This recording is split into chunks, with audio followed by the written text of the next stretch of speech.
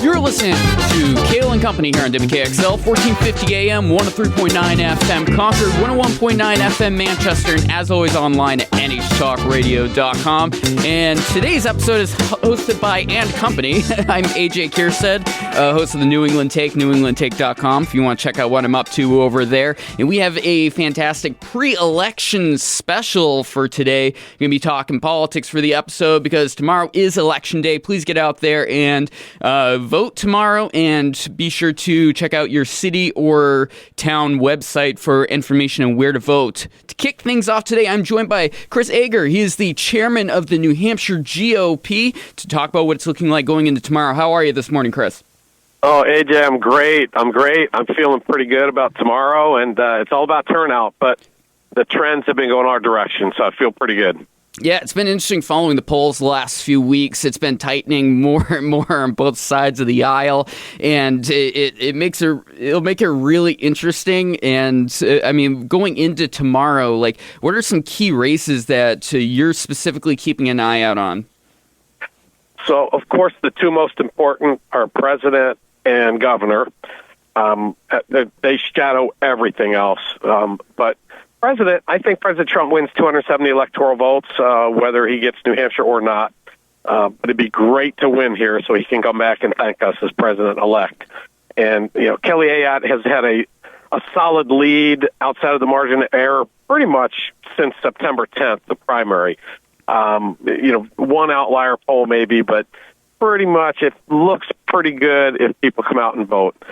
In the state Senate, we have a 14-10 lead. We're looking at flipping the seat from Amherst to Milford, Wilton, with Tim Magoo over Senator Shannon Chanley. We have a good chance of winning that seat. That seat's flipped back and forth a few times.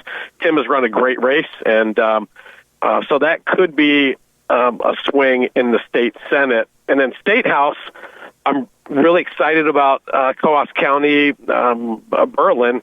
Has 3 Democrat state reps. We could flip all 3. We got the best candidates you could think of.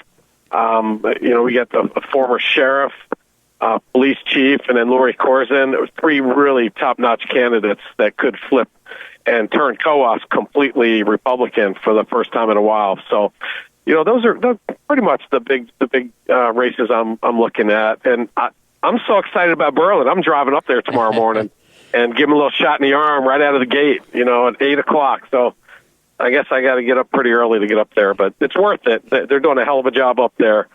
So those are the big races I'm looking at. Yeah, it's kind of the advantage to having a presidential race also happening at the same time. So it's probably a lot easier to motivate a lot more supporters and the base to get out there to support state-level candidates in addition to federal level.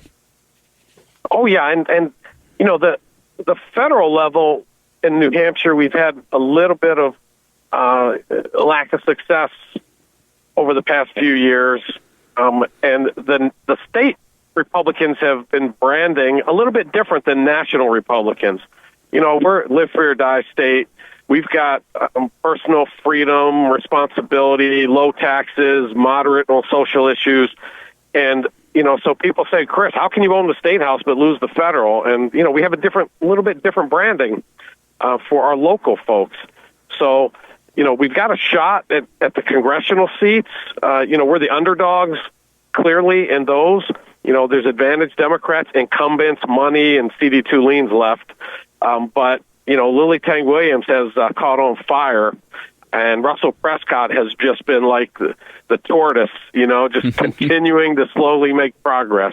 He's a machine. So, we've got 2 great candidates. We'll see what happens tomorrow. Yeah, Lily Tang Williams especially has been catching a bunch of headlines. She got the endorsement from, I think, J.D. Vance over the weekend. Vivek just posted about her this morning. And she's picking up momentum. That WMUR debate that she had against Maggie Goodlander was brutal for Maggie, if you look at least online how people are receiving it. Lily she got Fox News headlines. She's been all over the place around it. And I mean, do you feel like she kind of blends that gap between the usual federal office Republicans running for office versus kind of the state level offices? I mean, she's obviously much more libertarian leaning than a lot of the other candidates out there.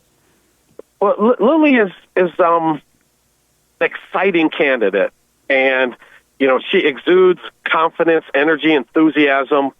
The real question is, will she be able to reach more people than the Republican base? Are we in an echo chamber where we're talking about Lily, or has that translated over to average New Hampshire, middle of the road swing voters, or undeclared? That's the question. We'll find out tomorrow. But clearly she's excited the base. No question about it. And, but did it translate? That's going to be the big question for tomorrow. Yeah, definitely. They'll definitely show in the poll number or election numbers for her 100%. It's hopefully that organic traction she's getting with the media will help and online, because she's blowing up Twitter. I did a video last week with Claire Best, who's a opinion writer over at the Granite Grok, and it primarily centered around against Maggie Goodlander and pro Lily, and it's gone viral. So definitely be sure to check that out. The New England Take. I also want to bring up, Chris, while I got you on too, is your WMUR discussion with Chairman Buckley of the Democratic Party was interesting. You did great. I posted about that on X, but Buckley, for everyone who doesn't know, has blocked me. He's blocked NH Journal. He's blocked my contributor Dexter, who will be joining the show later today. So it's really hard to have an honest discussion with him when it comes to within the media if you're not a WMUR mainstream outlet or a left-wing outlet. What was it like sitting next to him during that discussion? Well, I try to look at Democrats not as, personal enemies. I look at them as the opposition.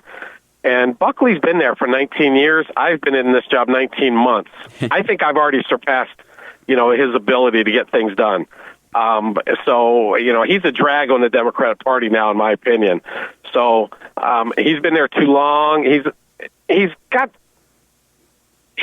that swamp thing going. Like, he's been there so long, the little cliches, the non-issues, just the one-liners, he kind of talks without saying anything, is where I'm at. And, if I could roll my eyes better, I would have done it there. It would have been rolling like the enormous big bowling ball rolling my eyes if I could have. But some of the things he said, I just was kind of like, you got to be kidding me. He's like, on statewide TV, saying that the Department of Justice is not controlled by the Biden administration, the White House. Are you kidding me? And chuckling over your responses too. I'm like, can we at least try and be adults when it comes to something that's a big deal for everyone? I think he was chuckling. That was nervous laughter. It's kind of like a Kamala Harris cackle imitation.